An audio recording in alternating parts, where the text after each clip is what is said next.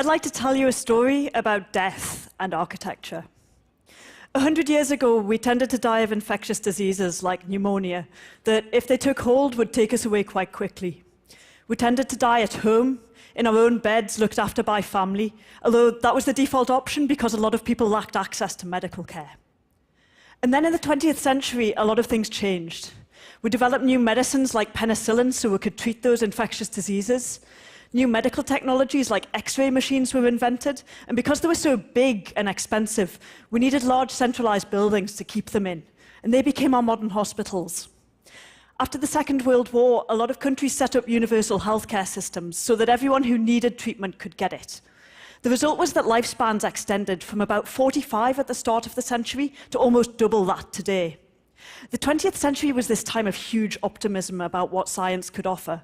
But with all of the focus on life, death was forgotten, even as our approach to death changed dramatically. Now, I'm an architect, and for the past year and a half, I've been looking at these changes and at what they mean for architecture related to death and dying. We now tend to die of cancer and heart disease, and what that means is that many of us will have a long period of chronic illness at the end of our lives. During that period, we're likely to spend a lot of time in hospitals and hospices and care homes. Now, we've all been in a modern hospital.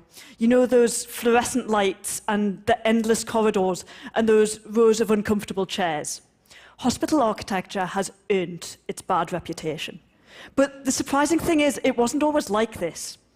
This is l'Ospedale degli Innocenti, built in 1419 by Brunelleschi, who was one of the most famous and influential architects of his time.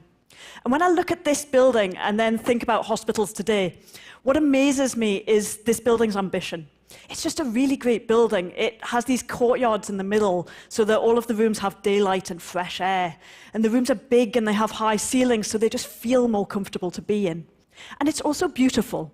Somehow, we've forgotten that that's even possible for a hospital.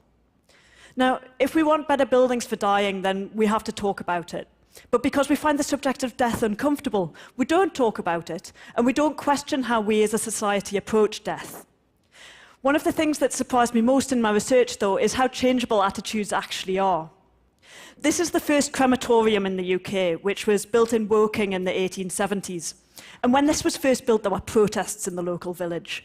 Cremation wasn't socially acceptable, and 99.8% of people got buried. And yet, only 100 years later, 3/4 of us get cremated. People are actually really open to changing things if they're given the chance to talk about them.